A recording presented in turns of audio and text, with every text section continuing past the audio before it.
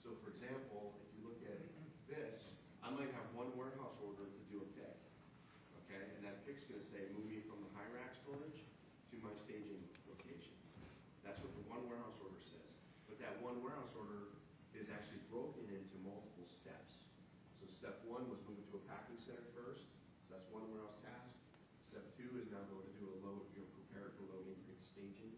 And then step, so it'll walk you through those as warehouse tasks, okay? So yard management, again, is a module within EWM. You can activate it. You don't have to have it activated, it's optional. But what's nice about it is, it's integrated with the rest of the solution. So I can receive a trailer into the yard from an availability perspective. SAP will know that it's in your yard. I can then schedule it or move it to doors, parking spaces. So I can basically warehouse manage my yard if you have a lot of trailers, for example, in your yard. I can then do, weighing, I can do, sealing, unsealing activities. But then once it backs up to my warehouse dock door, that's when activities like unloading or loading can occur on this trailer. And then finally, you're going to basically be doing a checkout process. So that's really what I do, the check-in or check-out is more like the guard shack activity. So the trailer arrives and record driver information, phone number, contact information, all that kind of information. On the checkout, what's neat about that is I could have 800 deliveries, SAP deliveries on that trailer. So when I do that checkout, I can configure the system to automatically post-issue all 800 of those deliveries right at checkout. So I don't only hit checkout once, it'll PGI everything versus me trying to PGI separately, 800 deliveries. Brian Carter may talk about some of this. This is actually in ramp up right now. This is EWM 9 capability, which is the warehouse advanced dock scheduling. It's more of a web portal based look.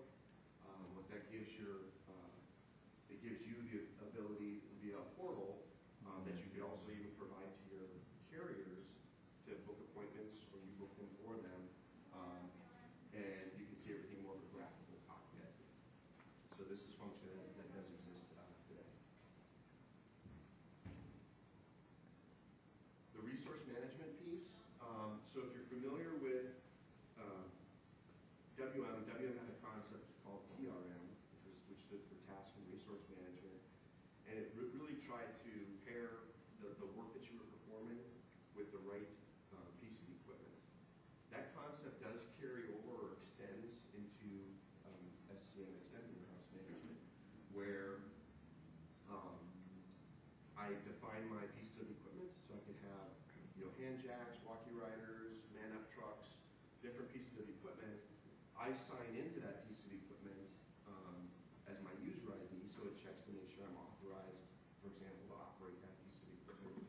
But what's unique with that is you can configure in the system,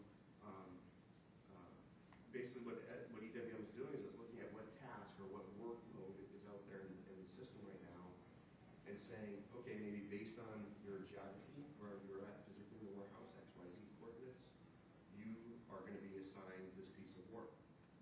Well, so what it's doing is if I'm on a hand jack, it's not going to assign me a piece of work to go to the third tier of a warehouse because that piece of equipment can't access it. So it's going to check those kind of capabilities and give you the right task at the right time. It understands things like how fast a piece of equipment can move, how fast vertically it can move. And it understands these because it factors that stuff into labor management. Okay? The queue management component is around how the RF, how your mobile devices are processing that work. So it'll prioritize things. I might have 500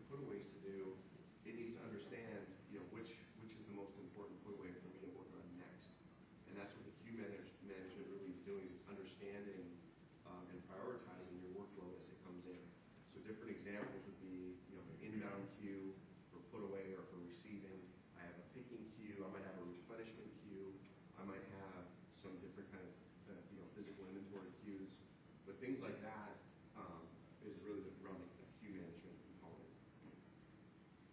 Task interleaving is another big one. So the ability to take a put away task, put it away, and based on where I am in the warehouse, if there's something that needs to be picked that I'm very close to, and my piece of equipment can accommodate it, it might send me to go to that day. So I'm not wasting trips back and forth. That's really what task interleaving is doing.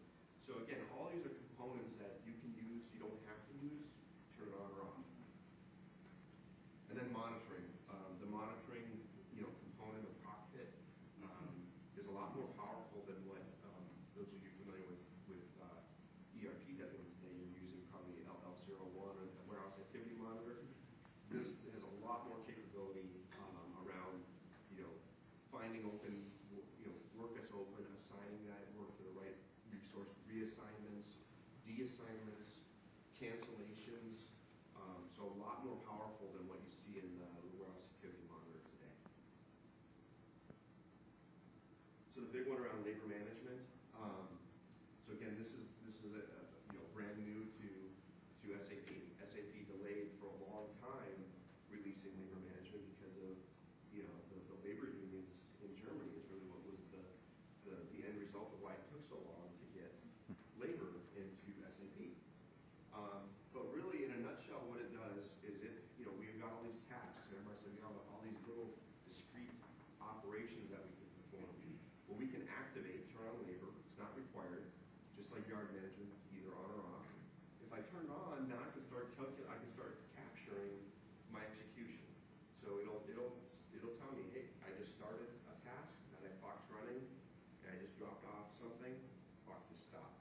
And it's saying this is your actual time. I can map in generic standards, so generic plan times. Like I might want to say a put away might take me 2 minutes.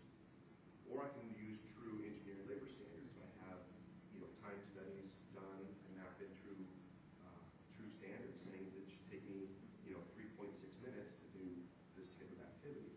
And basically it's comparing plan versus actual time and giving you that executed workload. In addition to that, I can tie back to ERP HR. So if I want to do things like incentive-based pay, I want to pay for performance, I can do that with labor management. So it gives you that next level of the way I look at it is kind of like a walk, crawl, walk, run. I might just turn on my labor, put in some just generic standards, look back 6 months in the past to see how my folks are doing, and now say, you know what, let's put in some engineered standards now.